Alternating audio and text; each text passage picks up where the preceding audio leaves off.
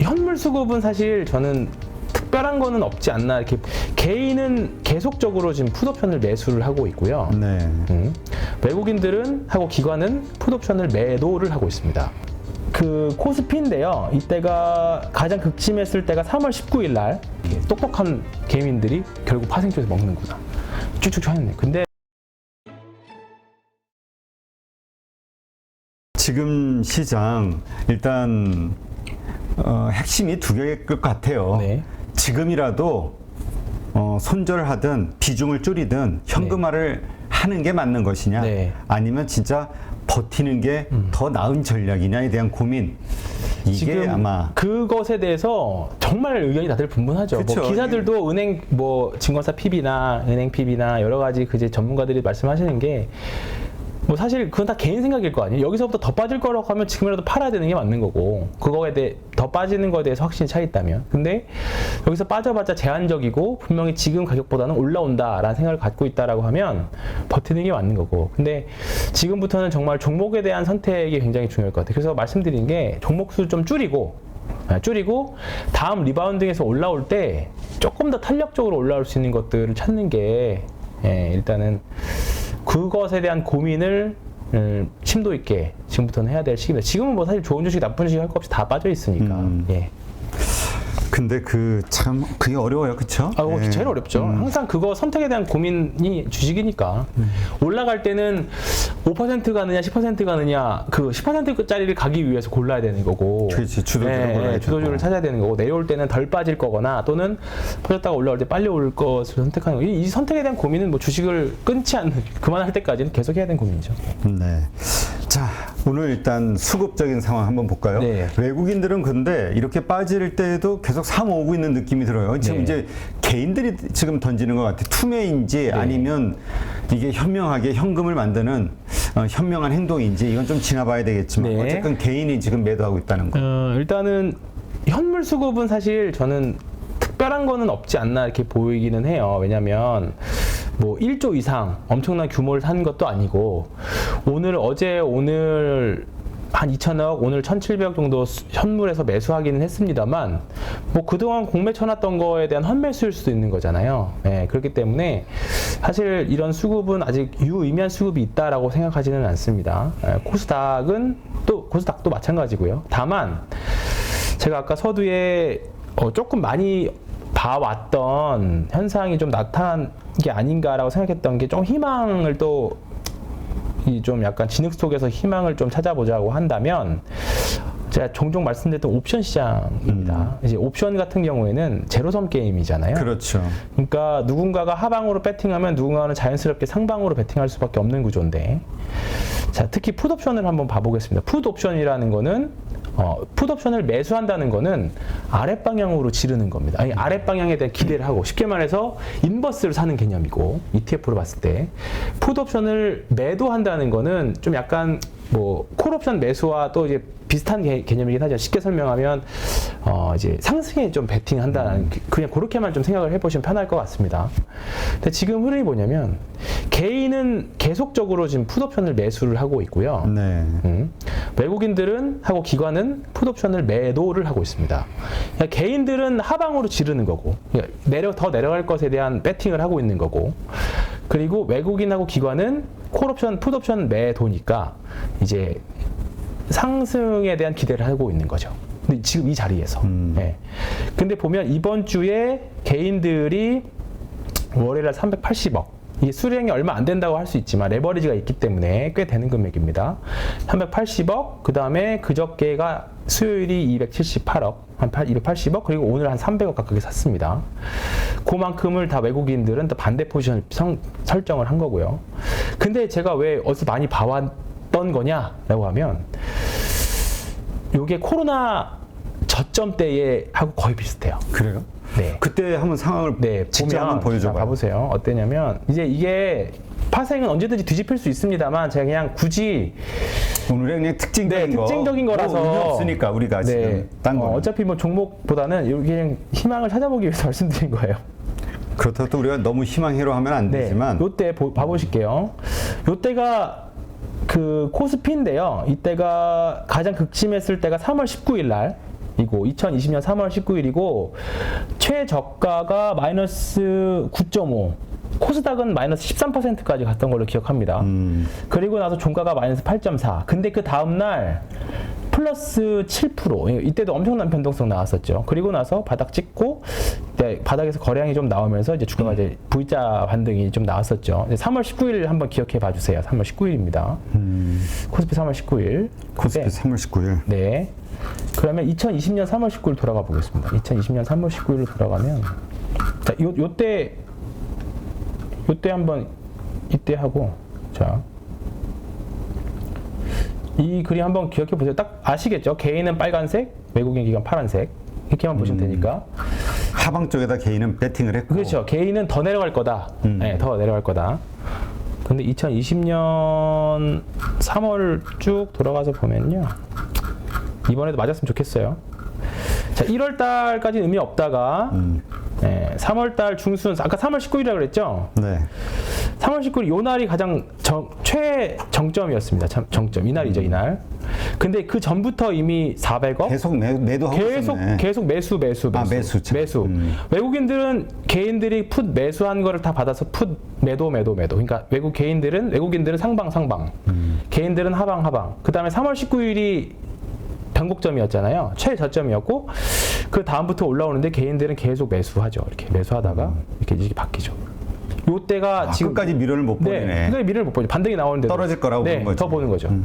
왜냐면 그때 언론에서도 더 깨질 거다. 그치. 1000 갈 거다. 아니 그때는 그게 더 많았어요. 세계가 망할 거라고 그렇죠. 생각했으니까. 맞습니다. 그쵸. 그 중세 시대 때 패스트 막 그렇죠. 대유행이 막 나오고 그랬으니까. 맞습니다. 저도 기억해 보면. 네, 근데 지금 보면 금액이나 규모는 다르지만 그때의 패턴이나 그다음에 심리 상태나 그런 부분들이 뭐 지금이랑 조금 더 지금이랑 비슷하지 않겠느냐 약간 그 심정은 그래요. 심정은. 근데 이제 당연히 금융 환경은 좀 다른 부분들은 좀 그치. 있습니다. 네, 근데 제가 요걸 왜 말씀드리냐면 파생 격언 중에 악화가 양화를 구축한다라는 말이 있습니다. 예, 지금 어쨌든 개인 수급이 악화되고 있는 거거든요. 악화 쪽으로 배팅하는 거잖아요. 근데 지수는 오히려 이때 2020년에는 3월 19일을 저점으로 해서, 그러니까 3월 19일은 저점이지만 그 전부터 이때는 당연히 개인들이 다 먹는 걸로 알고 있었죠. 이렇게 똑똑한 개인들이 결국 파생 쪽에서 먹는구나. 쭉쭉 쳐냈네. 근데 막판에 이제 4월달 가서 청산할 때는 손실 난 걸로 제가 알고 있거든요. 근데 지금도 약간 그때 분위기하고 일단은 조금 비슷하게 가고 있습니다. 일단은 그래서 지금 오늘만이 매수한 게 아니라 계속 매수를 해왔죠. 이때 400억 매수했고 외국인은 계속 매도하고 있고. 매도 기관하고 외국인은 계속 매도니까 그런 개념인 거죠. 그러니까 요거는 그냥 파생을 조금 저도 이제 파생을 완전히 뭐 이제 전문가라기보다는 이제 흐름만 보려고 하는데 이렇게 약간 명확하게 그 포진이 극단적으로 갈릴 때가 있어요. 그렇죠. 네, 그럴 때는 조금 조심해야 되지 않겠느냐. 근데 지금 우리 시장 마감하자마자 나스닥도 플러스 많이 올라오잖아요. 그러게 지금 네, 뭐 오늘 속보 나오는 분명히 거 보니까 유럽 증시가 반등하기 시작했다고 네. 이런 뉴스들이 계속 나오네. 근데 뭐 이제 뭐 단발적일 수도 있기는 그렇죠. 합니다만 어쨌든 오늘 곧버스 사신 분들이나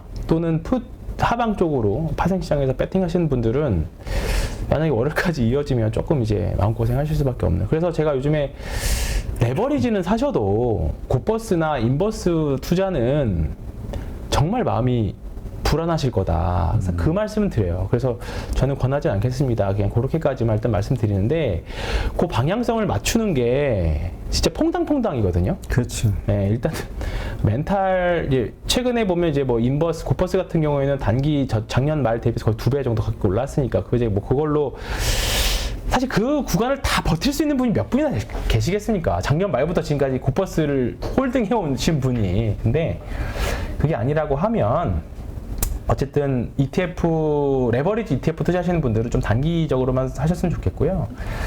말씀드리고 싶은 거는 이 상황이 지금 그때하고 좀 비슷하지 않겠느냐라고 생각해서 일단은 그러니까 그 풋 선물 옵션의 그 네. 동향 네. 이거는 비슷하다. 단지 근데 분명한 거는 우리가 그때는 연준이 양적 그쵸. 완화를 네, 한다든지 그게 금리 있어서. 인하를 네. 한다든지 뭔가 유동성에 대한 호재가 남아 있을 때고 지금은 그쵸, 오히려 그쵸. 반대 상황이라는 반대 거. 근데 굳이 우리가 억지로 껴맞춰 본다라고 하면 이제 금리 인상 속도도 줄 것이고 금리 인상 속도는 분명히 줄잖아요. 이제 상승률은 모르지. 아, 네, 알겠습니다.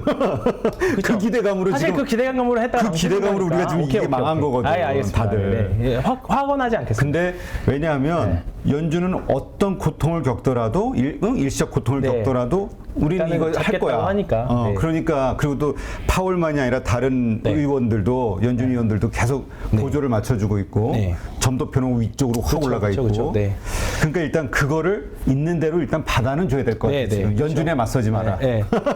근데 네, 아이, 일단은 그렇습니다. 황장군 될 뻔했는데 아까 그 데이터 보고 다시 황가로 내려왔어요. 아니. 네, 너무 벼락성이 크니까. 그럼 요거 한번 봐볼게요. 어디 한번 황장군이 되기 위한 노력을 해봅시다. 네, 아니 뭐 지수를 제가 맞추겠다는 게 아니라 아니, 너무 그러니까 우리가- 공포에 휩싸일 필요는 없다라는 걸 말씀드리고 싶어서 너무 그래요. 또 필요 이상으로 빠질 필요는 네. 없으니까. 우리가 계속 사실 달러 환산 얘기를 하잖아요. 근데 사실 그걸 개인 투자자가 보기에는 좀 어려워요. 그래서 미국에 상장된 사우스 코리아 ETF를 보시면 돼요. 네, 혹시 아시나요? 들어보셨어요? 예전에는 그냥 ADR, 삼성전자니 현대차 그런 거 ADR 보셨죠? 정도만 네. 봤지 요즘은 안 보자. 요 EWI라고 하는 이거는 이제 해외 주식 하시는 분은 다 보셨어요. iShares MSCI 사우스 코리아 ETF입니다. 근데 이거 주봉이거든요. 근데 요거는 뭐라고요? 티커가? EWI. EWI. 이건 우리 코스피 지수를 추종하는 거? 코스피 지수를 미국에 상장시켜 놓은 거니까 이게 이제 쉽게 말하면 달러 환산 코스피라고 보셔도 됩니다. 예, 보시는 찬스인데 자, 이거 코스피 주봉하고요. 자, 코스피는 전저점까지는 일단 아직 안 왔잖아요. 여기 보시면 아, 저 좌측에. 네, 여기 코로나 저점이잖아요. 아직은 상승폭의 절반 정도 조금 더 내려온 상태입니다. 이걸 한번 4등분선으로 볼까요? 보면 요게 이제 상승폭을 4등분 한 건데요. 저는 사실 여기 2370 요 정도에서는 2300포인트 정도, 2350포인트 정도가 저는 되게 중요한 선이라고 봤어요. 근데 왜냐면 이게 상승폭의 대형 개별주도 그렇고 차트를 볼 때 이제 등분선으로 놓고 봤을 때 상승폭의 절반 정도에서는 되돌림이 좀 세게 나오는 편이거든요. 모든 개별주도 마찬가지로.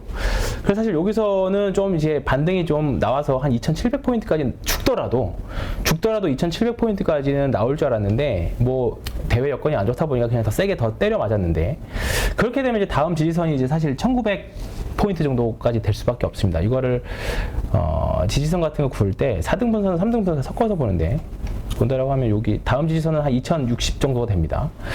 이 정도 이제 저는 이제 마지노선 이게 3분의 2 되돌림이기 때문에 여기까지는 사실 75% 조정까지는 많이 없고 3분의 2 조정까지는 많이 옵니다. 그래서 이제 저는 마지노선 2060 정도까지는 일단 보고는 있는데 2050 정도가 되겠죠. 근데 어쨌든 전저점까지는 안 왔잖아요. 아직도 전저점 가려면 한 700포인트 정도는 더 빠져야 돼요. 우리 기준으로. 근데 미국에서 외국인 투자자들이 볼 때 요거 달러 환율 계산한. 네. 그래서 그 전저점 다 왔습니다, 지금. 아, 많이 내렸네. 네, 많이 내렸죠. 지금 보면 요 정도 한 60불 정도 와 있어야 되는데 지금 48, 50불이 깨졌으니까 거의 이게 주봉입니다. 주봉이니까 거의 코로나 직전 수준 정도까지. 그러니까 코스피로 놓고 보면 거의 한 요 정도 한 1800포인트 정도까지는 지금 와 있는 상태인 거죠. 네, 1800포인트까지는 와 있는 겁니다. 그러니까 달러 환율 오른 정도만큼 달러 환율이 한 우리가 1200원 정도가 중립 계속 지켰었잖아요. 거기서 지금 한 30% 가깝게 올랐으니까 30% 좀 안 되지만 그 정도 올랐으니까 그 정도 감안하면 딱 그 정도 빠진 겁니다. 달러 환산 코스피. 이거는 그래서 보실 때 이거 보시면 돼요. 근데 그걸 외국인들 입장에 봤을 때 제가 지난번에 말씀드렸던 대로 지금 이 상태에서 달러 환산으로 보면 어쨌든 외국인들 입장에서는 엄청 떨어진 건 맞고 뭐 계속 PBR 이제 0.8배도 깨졌을 것 같은데 PBR 0.8배 이하. 그 다음에 이렇게 되면 주식도 엄청 싸졌고 그 다음에 개인 투자자들 이제 멘탈은 거의 뭐 이제 신인 수급은 나갔고 그리고 이제 사실 가만히만 있어도 밑에 깔아만 놔도 개인 투자자들이 알아서 매도하잖아요. 그러니까 지금 저 얘기는 네. 미국에서 헤지 펀드가 됐던 미국의 투자자들이 한국 주식을 산다라는 것은 1800대에서 지금 사는 것이다. 네, 우리 그렇죠. 주가가. 네, 그렇죠. 네. 그지? 그 환율 가치까지 맞습니다. 따져가지고요. 네네. 그럼 여기서 만약에 반등이 나오면 그리고 환율이 다시 회귀한다면 뭐 내년까지 환율 뭐 1,500원 올라간다라고 봤을 때 근데 우리가 작년에도 겪었지만 외국인들이 고점을 형성하는 게 뾰족하게 쫙 빠지지 않아요. 작년에 1년 내내 횡보하다 그리고 밀렸잖아요. 그러면 다시 우리나라가 장기적으로 이제 환율 효과도 보고 그 다음에 결국은 한 몇 년 뒤에는 다시 금리 인하 사이클로 가긴 갈 거잖아요. 언제 될지 모르지만 그러면 그때쯤 된다라고 하면 지금 1,500원대, 1,400원 후반 이때에서 쭉 주식 사놓고 주가도 떨어져 있고 환율도 고점 상태에서 했다가 또 바닥에서 쫙 주식 싸게 사. 그러다가 결국 나중에 다시 경기라는 게 또 사이클 순환하잖아요. 지금이야 다 망할 것 같지만 네. 또 몇 년 지나고 나면 다시 또 살리기 위한 조치들이 나올 거예요.